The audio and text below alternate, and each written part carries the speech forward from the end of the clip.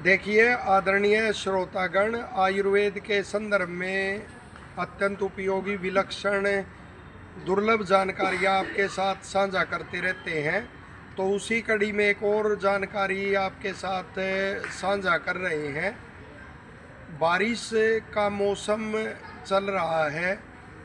देखिए, जो आयुर्वेद के ऋषि हैं वो सर्दी, गर्मी और बरसात, इसके आधार पर भी जो वर्ष है उसका विभाग करते हैं।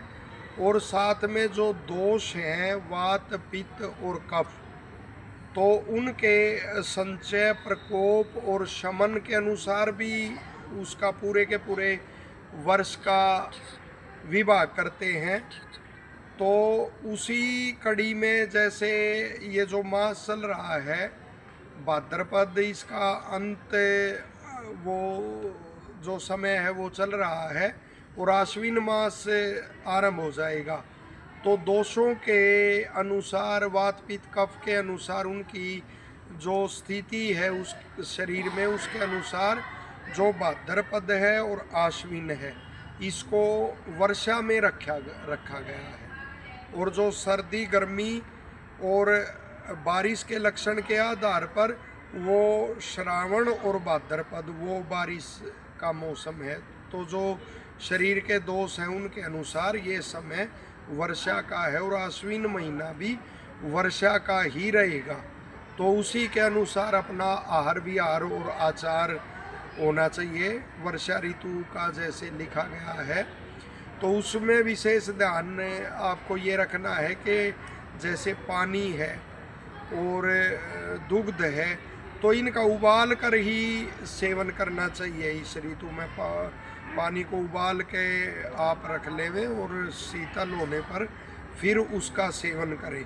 यदि आप बार बार कोई हर वर्ष टाइफाइड या और अन्य बीमारियों से इस समय पीड़ित होते हैं तो ऐसा करें, वरना आप ताज़ा शुद्ध जल का भी सेवन कर सकते हैं। इसी तरह दुग्ध का भी उबाल कर ही प्रयोग करना चाहिए। बासी भोजन किसी भी ऋतु में नहीं करना चाहिए, लेकिन इस समय और विशेष ध्यान रखें कि ताज़ा भोजन का ही सेवन करें। बाहर के भोजन का, पैकेट फूड आदि का सेवन आप न करें।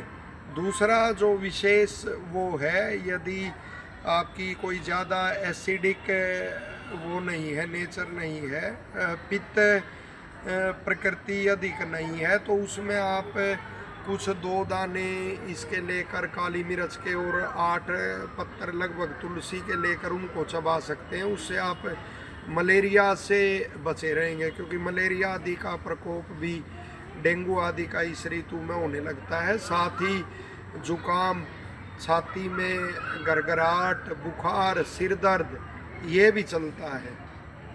तो उसके लिए आप जैसे अपना दालचीनी है, इलायची है, तुलसी के पत्ते हैं, सूखे हैं या वो है ताज़े हरे हैं, तो उनको 2-2 ग्राम आप ले सकते हैं।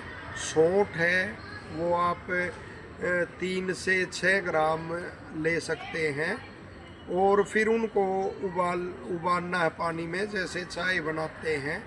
और फिर इसका सेवन करने से 1 कप की मात्रा में घूट घूट कर उसका सेवन करने से जो भी ये प्रकोप हैं जो अभी गिनाए, तो उनसे भी आप बच सकते हैं। और वो होने पर भी इसका, उनके लक्षण होने पर भी आरंभ में इसका पूरा रूप जैसे होता है उसमें आप सेवन कर सकते हैं।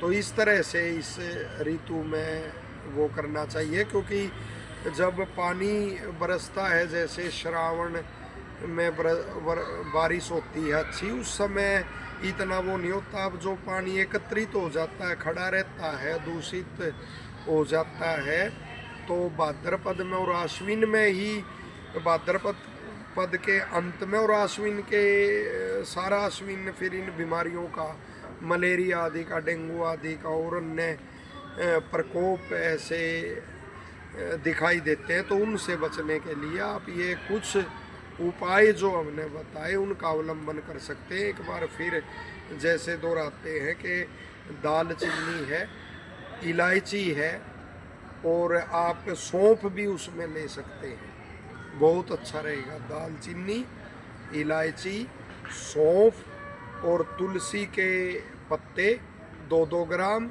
और सौंठ 3 से 6 ग्राम तक आप उसमें डाल सकते हैं और चाय की तरह उसको बनाकर पानी में आप उसका सेवन करके जो सिर दर्द है, बुखार है, जुखाम है, छाती की घरघराहट है, तो उससे आप बच सकते हैं। आशा यह जानकारी उपयोगी लगेगी और लोग इतने आप इसे ज़्यादा से ज़्यादा साझा करेंगे। धन्यवाद।